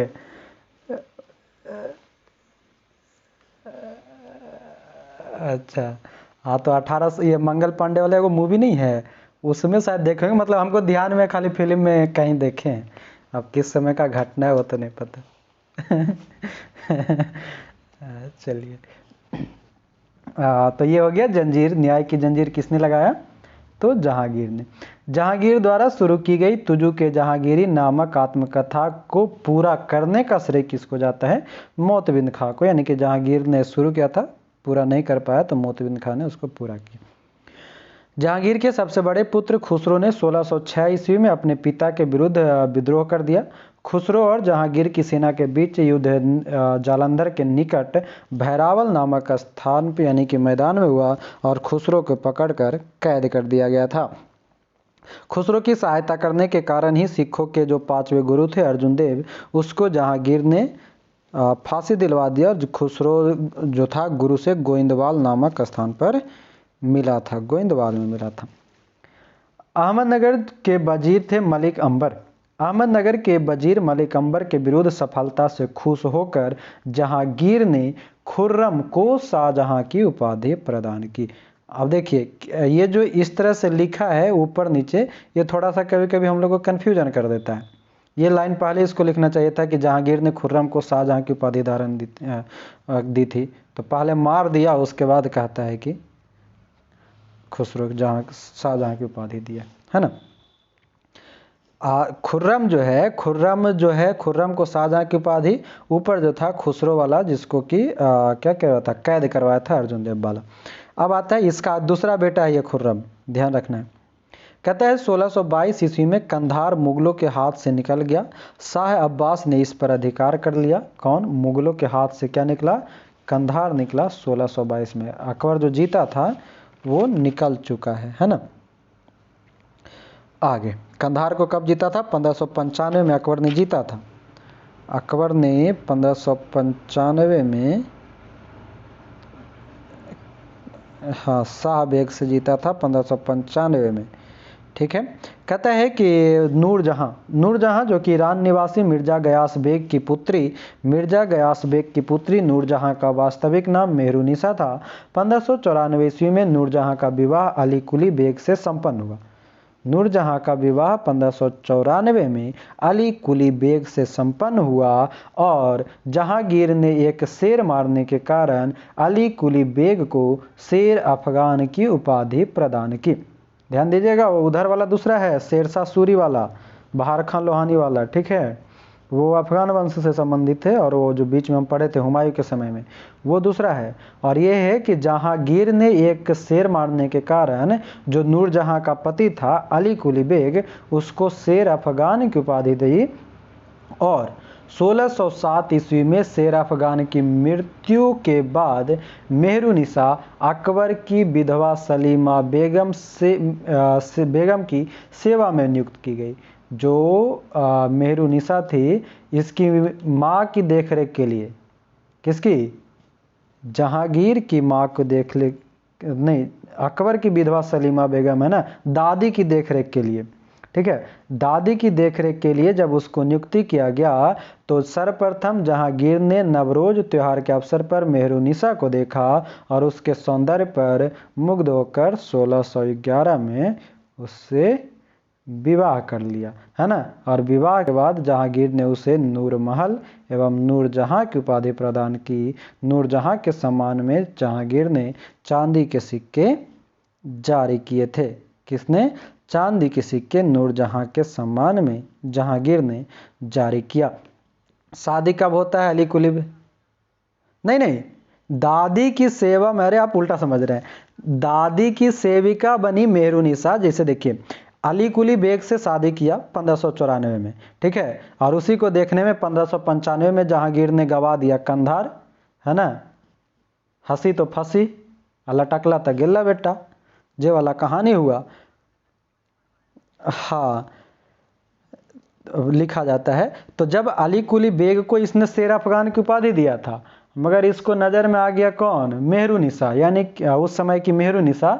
जब देखा, बोला कि ससुरा इसको इतना बढ़िया मिल गई, हमारा भी कोई नहीं, रुक देखते हैं, कोई जुगाड़ लगाते हैं, ठीक है। और उसके बाद निपटा दिया। मतलब इतिहासकारों का कहना है, अलग अलग मत है। अली कुली बेग को निपटा दिया, और निपटा दिया तब जो मेहरुनिसा थी वो अब यहीं इसी के दरबार में रही थी। तब तक इसके जहांगीर के दादी, मतलब अकबर की जो विधवा थी, मतलब पत्नी, उसकी सेवा में लगा दिया। और सेवा में लगा दिया तो नवरोज का त्यौहार था, नहीं देखते हैं, नवरोज का त्यौहार हो, उस समय के नवरोज, अभी के हमनी के मेला, दशहरा हो, दिवाली हो, लक्ष्मी पूजा, सरस्वती पूजा हो, शादी ब्याह में जाएंगे तो एगो न एगो कन्हू न कन्हू नज़र दौड़ैले ही रहता है ना। तो वही चीज़ हुआ। तो ये देखा नवरोज के त्यौहार में, तो हो गया आगे का कहानी शुरू। 1611 में कर लिया शादी, है ना। तब इसको क्या नाम दिया? नूरजहां और नूरमहल। आगे कहता है कि जहांगीर ने गयास बेग को शाही दीवान बनाया एवं इतमाद उद दौला। किसको?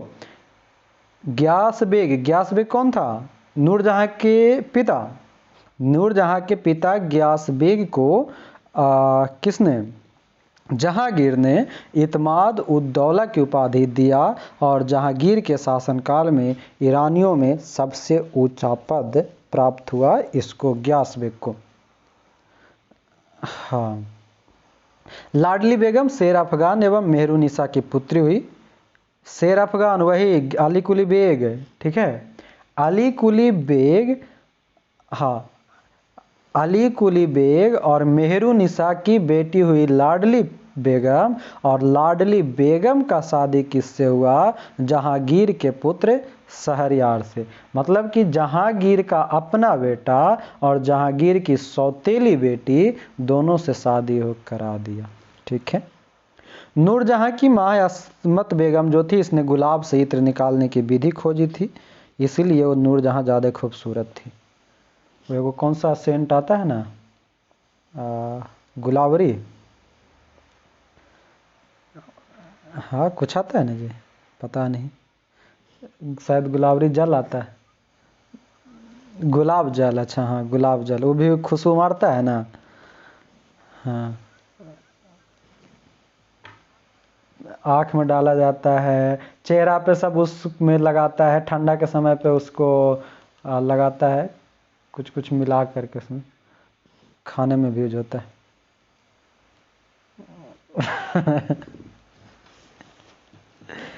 हाँ चलिए, तो ये अस्मत बेगम जो थी वो गुलाब से इत्र निकालने की विधि खोजी थी। महावत खान ने झेलम नदी के तट पर 1526 ईस्वी में जहांगीर, नूरजहां एवं उसके भाई आसफ खां को बंदी बना लिया। महावत खान ने किसको किसको, नूरजहां, जहांगीर और उसके भाई जो था आसफ खां, उसको बंदी बना लिया।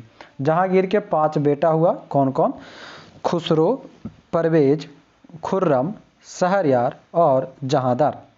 जिसमें हमने खुसरो के बारे में जाना कि कैद किया था अर्जुन देव के साथ आने के कारण। खुर्रम के बारे में हमने जाना कि उसको शाहजहां की उपाधि दिया। और शहरयार से किसको शादी करवाया था, लाडली बेग को शादी करवाया था। 28 अक्टूबर 1627 लाडली बेगम जो थी मेहरू निसा की बेटी थी, और मेहरू निसा जब जहांगीर से विवाह की तो वो नूर जहां बनी। ठीक है, और मेहरू जी, तो जो मेहरू निसा जो थी पहले मेहरू निसा के नाम से जानी जाती थी, जब तक कि वो अली कुली बेग के साथ थी। ठीक है, तो अली कुली बेग का बेटी है लाडली बेगम, यानी कि अली कुली बेग से जन्म ली हुई जो लड़की है वो लाडली बेगम है। और जब मेहरू निसा से जहांगीर शादी करता है तब हो जाता है क्या, उसका नाम पड़ता है नूरजहां या नूर महल। ठीक, तो इस कारण से उस दोनों का, अपने बेटा का और पहल की जो बेटी थी उससे शादी करके निपटारा कर दिया दोनों का। किसका बेटी, नहीं नहीं, लाडली बेगम जो है, नहीं समझ रहे हैं, लाडली बेगम जो है ना वो अली कुली बेग और मेहरू निसा की बेटी है। अब अली कुली बेग का हो गया मृत्यु, तो बची कौन, मेहरू निसा। और मेहरू निसा अब शादी की किससे, जहांगीर से। तो मेहरू निसा और जहांगीर से पैदा हुआ बेटी नहीं है जहां वो लाडली बेगम, वो अली कुली बेग और आपका मेहरू निसा से पैदा हुई है। ठीक है, आगे चलेंगे, कहाँ पर थे, हाँ 28 अक्टूबर 1627 को भीमवार नामक स्थान पर जहांगीर की मृत्यु हो गई। कहाँ पर, भीमवार नामक स्थान पर। उससे शहादरा लाहौर में रावी नदी के किनारे दफनाया गया। मुगल चित्रकला अपने चरमोत्कर्ष पर जहांगीर के शासनकाल में पहुंची। चित्रकला, हमने अकबर के बारे में शायद था ना जी, हिंदी साहित्य का। हाँ, तेलुगु साहित्य किसके समय पहुंचता है, कृष्णदेव राय, नहीं कृष्णदेव राय। हाँ, आगे कहता है कि जहांगीर को शहादरा यानी कि लाहौर में रावी नदी के किनारे दफनाया गया। मुगल चित्रकला अपने चरमोत्कर्ष पर जहांगीर के शासन में पहुंचा।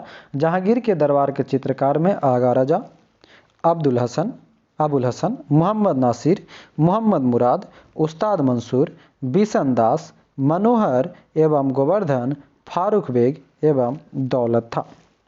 जहांगीर ने आगा राजा के नेतृत्व में आगरा में एक चित्रनशाला की स्थापना की। नोट में कहता है कि हमजा नामा का विषय चित्रकला है। हमजा नामा क्या है, तो चित्रकला है एक प्रकार का। उस्ताद मंसूर एवं अबुल हसन का जहांगीर ने क्रमशः नादिर उल उस कहा जाता है उस्ताद मंसूर को, जबकि अबुल हसन को नादिर उज जमा के नाम से जाना जाता है। उसने संस्कृत के कवि जगन्नाथ को पंडित राज की भी उपाधि दी है। आगे कहता है कि जहांगीर ने अपनी आत्मकथा में लिखा कि कोई भी चित्र, चाहे वह किसी मृतक व्यक्ति या जीवित व्यक्ति द्वारा बनाया गया हो, मैं देखते ही तुरंत बता सकता हूं कि यह किस चित्रकार की कृति है। यदि उसके चेहरे में आँख कोई और, नाक कोई और, मुंह कोई और, कोई भी कुछ बना दे, हम पहचान सकते हैं कि उसको किसने बनाया है ना। इसमें कथन में आपको दिया है कि यदि किसी चेहरे पर आँख किसी एक चित्रकार ने, भौहें किसी और ने बनाई हो, तो भी मैं बता देता हूं कि आँख किसने और भौं किसने बनाए। जहांगीर के समय को चित्रकला का स्वर्णकाल कहा गया। इत्माद-उद-दौला का मकबरा 1626 ईस्वी में नूरजहां बेगम ने बनवाया। इत्माद-उद-दौला का मकबरा अब मुगलकालीन वास्तुकला के अंतर्गत निर्मित यह प्रथम एशियाई इमारत है जो पूर्ण रूप से बेदाग संगमरमर सफ़ेद से निर्मित है। सर्वप्रथम इत्माद-उद-दौला का मकबरा में ही पितरादुरा नामक जड़ाऊ काम किया गया। अशोक के कौशाम्बी स्तंभ यानी कि वर्तमान में प्रयाग पर समुद्रगुप्त की प्रयाग प्रशस्ति तथा जहांगीर का लेख मिलता है। जहांगीर का लेख और समुद्रगुप्त की प्रयाग प्रशस्ति ये सभी कहाँ मिलता है? अशोक के समय का कौशाम्बी स्तंभ से। जहांगीर के मकबरा का निर्माण नूरजहां ने करवाया था। जहांगीर के मकबरा उसकी पत्नी खुद करवाई थी और जहांगीर के शासनकाल में captain Hawkins, sir Thomas Roe, William Finch एवं एडवर्ड टेरी जैसे यूरोपीय यात्री आए थे। और जो हॉकिंस थे, कैप्टन हॉकिंस, ये प्रथम अंग्रेज आदमी थे। कौन कौन आया?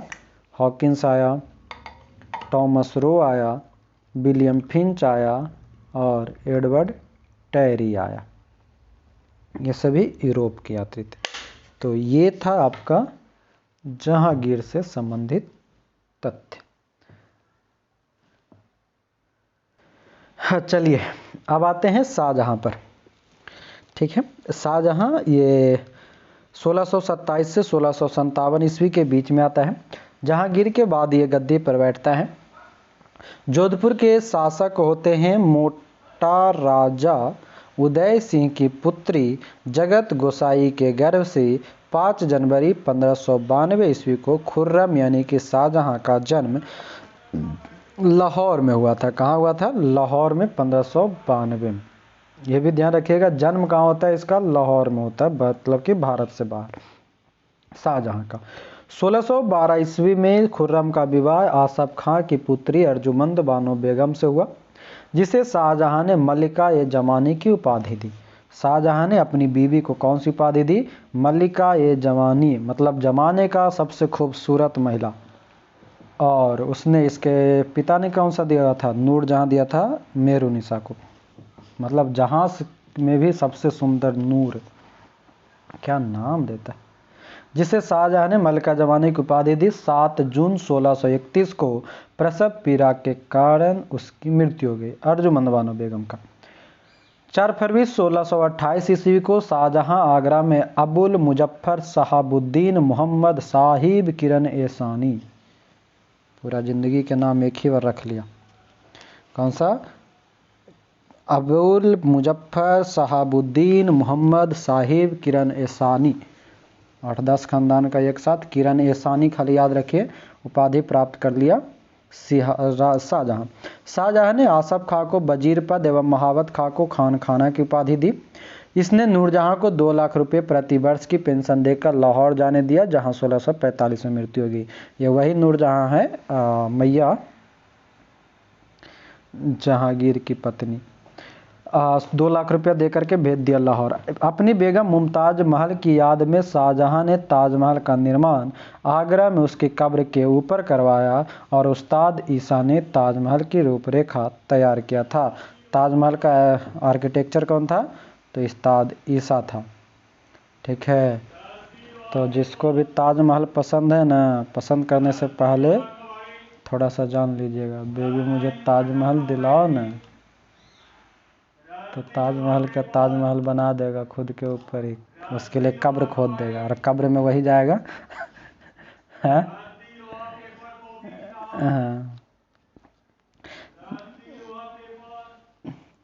आगे हाँ बना रहा। आगे है कि ताजमहल का निर्माण करने वाला मुख्य कलाकार उस्ताद अहमद लाहौरी था। मयूर सिंहासन का निर्माण शाहजहां ने करवाया था। मयूर सिंहासन का कहानी बड़ा खतरनाक है, तो ध्यान रखिएगा। मयूर सिंहासन का निर्माण शाहजहां ने करवाया था। इसका मुख्य कलाकार बे बादल खां था। बादशाह के सिंहासन के पीछे पितरादुरा के जराऊ काम की एक श्रृंखला बनाई गई, जिससे पौराणिक यूनानी देवता ऑर्फियस को बीना बजाते हुए चित्रित किया गया। पौराणिक देवता है ऑर्फियस। शाहजहां के शासनकाल को स्थापत्य कला का स्वर्ण युग कहा जाता है। शाहजहां द्वारा बनवाई गई प्रमुख इमारत में दिल्ली का लाल किला, दीवान-ए-आम, दीवाने खास, दिल्ली का जामा मस्जिद, आगरा का मोती मस्जिद, ताजमहल एवं लाहौर किला स्थित शीश महल है। हुमायूं के मकबरा को ताजमहल का पूर्ववर्ती कहा जाता है। और शाहजहां ने 1632 ईस्वी में अहमदनगर को मुगल साम्राज्य में मिला लिया। शाहजहां ने 1632 में अहमदनगर को मुगल साम्राज्य में मिला लिया और इससे पहले अकबर ने 1600 ईस्वी में मिलाया था, बीच में भटक गया। जहांगीर के समय में नहीं, जहांगीर के बाद कोई आया था अहमदनगर को 1632 में मिलाया। हाँ, जहांगीर के समय में भटका था तो फिर मिला लिया 1632 में शाहजहां ने। कहता है कि शाहजहां ने 1638 ईस्वी में अपनी राजधानी को आगरा से दिल्ली लाने के लिए यमुना नदी के दाहिने तट पर शाहजहानाबाद की नींव डाली। अब ये अपनी राजधानी को कहाँ लेके आ रहा है? आगरा से दिल्ली। आगरे के जामा मस्जिद का निर्माण शाहजहां की पुत्री जहां आरा ने करवाया। आगरा के जामा मस्जिद का निर्माण शाहजहां के दरबार में के प्रमुख चित्रकार मोहम्मद फ़कीर एवं मीर हासिम थे। शाहजहां के दरबार के प्रमुख चित्रकार मोहम्मद फ़कीर एवं मीर हासिम। शाहजहां के दरबार में बंशीधर मिश्र एवं हरिनारायण मिश्र नाम के दो संस्कृत कवि भी थे, बंशीधर और हरिनारायण। शाहजहां के संगीतज्ञ लाल खां को गुण समंदर की उपाधि दिया गया है। गुण समंदर कौन है? शाहजहां के संगीतज्ञ लाल खां। संगीतज्ञ जग्गन्नाथ को हिंदी का कवि भी था, जग्गन्नाथ जो था हिंदी का कवि था, वो महाकवि राय की उपाधि से सम्मानित किया गया। शाहजहां के पुत्रों में दारा शिकोह सर्वाधिक विद्वान था। दारा शिकोह किसका बेटा था? शाहजहां का था। इसने भागवत गीता, योग वशिष्ठ, उपनिषद एवं रामायण का अनुवाद फारसी में करवाया था। दारा शिकोह ने ही सर ए अकबर यानी कि महान रहस्य नाम से उपनिषदों का अनुवाद करवाया। उपनिषद का निर्माण सर ए अकबर। दारा शिकोह कादरी सिलसिले के मुल्ला शाह बदखशी का शिष्य था। शाहजहां ने दिल्ली में एक कॉलेज का निर्माण एवं दारुल बका नामक कॉलेज की मरम्मत करवाया। सितंबर 1657 में शाहजहां के गंभीर रूप से बीमार पड़ने और मृत्यु का अफवाह फैलने के कारण उसके पुत्रों के बीच उत्तराधिकार का युद्ध प्रारंभ हुआ और उस समय सूजा बंगाल, मुराद गुजरात एवं औरंगजेब दक्कन में था। उत्तराधिकार का युद्ध 1657 के आसपास में सितंबर में शुरू होता है। 15 अप्रैल 1658 को दारा एवं औरंगजेब के बीच धर्मट का युद्ध हुआ जिसमें दारा की पराजय हुई। वही दारा शिकोह जिसमें कि किसकी पराजय हो गई? दारा शिकोह की। कब हुआ धर्मट का युद्ध? 1658 में।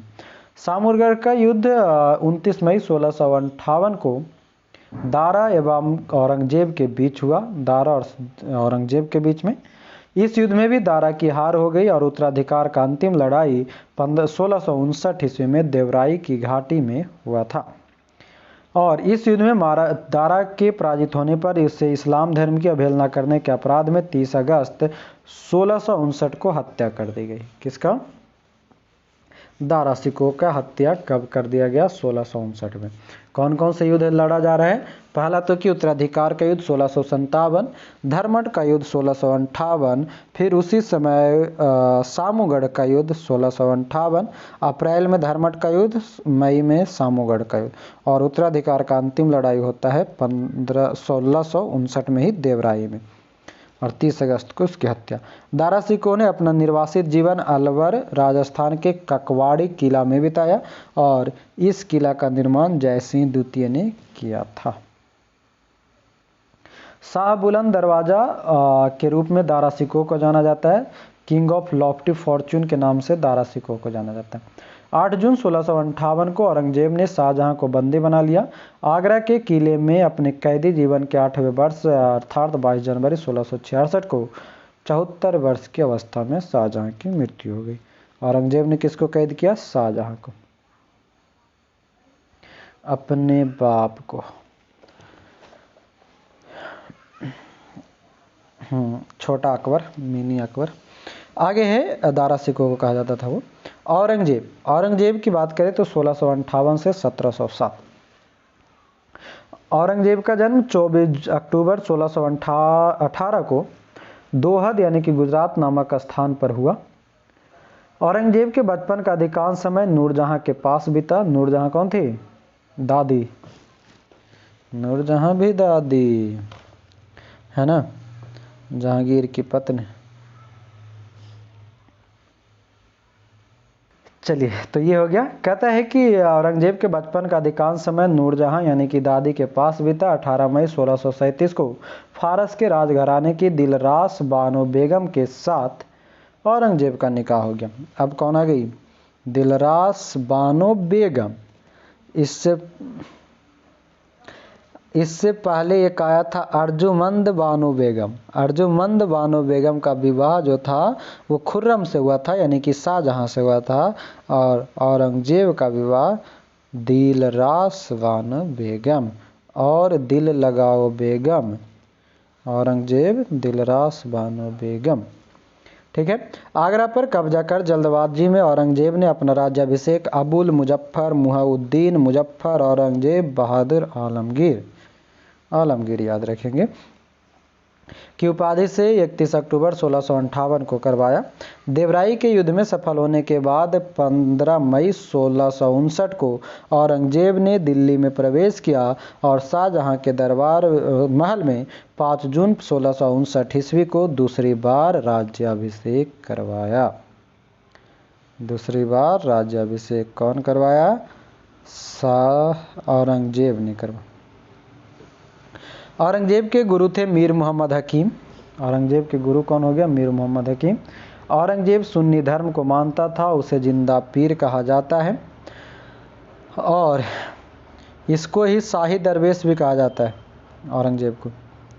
जय सिंह एवं शिवाजी के बीच पुरंदर की संधि 22 जून 1665 ईस्वी को संपन्न हुई। मई 1666 को आगरा के किले के दीवान ए आम में औरंगजेब के समक्ष शिवाजी उपस्थित हुए 1666 में, और यहीं पर शिवाजी को कैद कर जयपुर भवन में रख दिया। जयपुर भवन कहाँ है? आगरा में है। इस्लाम नहीं स्वीकार करने के कारण सिखों के 9वें गुरु तेग बहादुर की हत्या औरंगजेब ने 1675 ईस्वी में दिल्ली में करवा दिया। 1675 में तेग बहादुर की हत्या औरंगजेब ने करवाया, जबकि जहांगीर ने किसका हत्या करवाया था? अर्जुन देव का। औरंगजेब ने 1679 ईस्वी में जजिया कर को पुनः लागू कर दिया। किसने? औरंगजेब ने 1679 को। औरंगजेब ने बीबी का मकबरा का निर्माण 1679 ईस्वी में औरंगाबाद महाराष्ट्र में करवाया। 1685 ईस्वी में बीजापुर एवं 87 में गोलकुंडा को औरंगजेब ने मुगल साम्राज्य में मिला लिया। 87 गोलकुंडा, 85 में बीजापुर। मदन्ना एवं मकन्ना नामक ब्राह्मणों का संबंध गोलकुंडा के शासक अबुल हसन से था। मदन्ना और अकन्ना का संबंध गोलकुंडा के शासक अबुल हसन। औरंगजेब के समय हुए जाट विद्रोह का नेतृत्व गोकुला एवं राजाराम ने किया। औरंगजेब के समय में जो जाट विद्रोह हुआ था गोकुला और राजाराम ने किया। कहता है कि ये जो विद्रोह हुआ था 1669 में हुआ था, लिख लेंगे। धर्म का युद्ध 1658 में औरंगजेब और दारा सिकों के बीच में हुआ था। 1663 में सती प्रथा बंद हुआ था। 1670 ईस्वी में तिलपट की लड़ाई में जाट परास्त हुआ। तिलपट की लड़ाई 1670। गोकुल को मौत के घाट उतार दिया गया।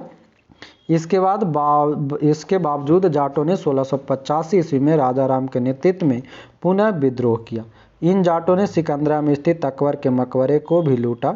भरतपुर राजवंश की नींव औरंगजेब के शासनकाल में जाट नेता एवं राजाराम के भतीजा चूड़ामन ने डाली थी। औरंगजेब के समय में हिंदू मजहबदारों की संख्या लगभग 337 थी, जो अन्य मुगल सम्राटों की तुलना में अधिक था। 337। औरंगजेब सर्वाधिक हिंदू अधिकारियों की नियुक्ति करने वाला मुगल सम्राट। मुगल सम्राट में बोलेगा तो हिंदू को औरंगजेब। और उधर कौन था? गुलाम वंश में, मतलब उधर के काल में, सल्तनत काल में FST 1,80,000 FST के समय में। कहता है औरंगजेब का पुत्र अकबर, ये औरंगजेब का बेटा अकबर है, हुमायूं का बेटा नहीं। औरंगजेब का बेटा अकबर ने दुर्गादास के बहकावे में आकर अपने पिता के खिलाफ विद्रोह किया। औरंगजेब ने कुरान को अपने शासन का आधार बनाया। इसने सिक्के पर कलमा खुदवाया, नवरोज का त्यौहार मनाया, भांग की खेती करवाया, गाजा बजाना, झरोखा दर्शन, तुलादान प्रथा, और यह अकबर के ज़माने में प्रारंभ आदि पर प्रतिबंध लगा दिया। मतलब कि ये सभी चीज़ों पर प्रतिबंध लगा दिया। सिक्कों पर कलमा खुदवाना, नौरोज का त्यौहार मनाना, झरोखा दर्शन, तुलादान, ये सभी को। औरंगजेब ने दरबार में संगीत पर पाबंदी लगा दी तथा सरकारी संगीतज्ञों को अवकाश दे दिया, यानी कि छुट्टी पे भेज दिया। भारतीय शास्त्रीय संगीत पर फारसी में सबसे अधिक पुस्तकें औरंगजेब के ही शासनकाल में लिखे गए हैं। और कहता क्या है कि औरंगजेब स्वयं बीना बजाने में दक्ष था। अकबर क्या बजाता था? नगाड़ा। औरंगजेब ने 1665 ईस्वी में हिंदू मंदिरों को तोड़ने का आदेश दिया। इसके शासनकाल में तोड़े गए मंदिर में सोमनाथ का मंदिर, बनारस का विश्वनाथ मंदिर, वीर सिंह देव द्वारा जहांगीर काल में मथुरा में निर्मित केशव राय मंदिर। औरंगजेब की मृत्यु जो है 20 फरवरी 1707 को हुई।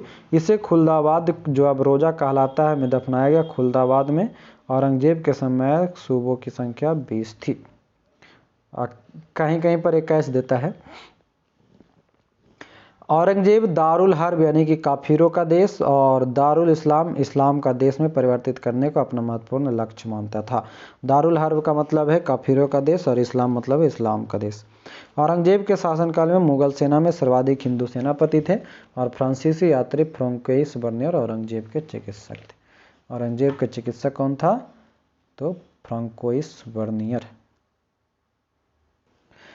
आज की क्लास को हम लोग यहीं पे रखते हैं। सोचे थे कि पूरा कंप्लीट हो जाएगा, पर क्लास जो है थोड़ा लंबा हो गया। आप लोग को इतना ही रखते ताकि आसानी हो समझने में और आप आसानी से याद कर सके, इसलिए आज की क्लास को इतना ही रखेंगे।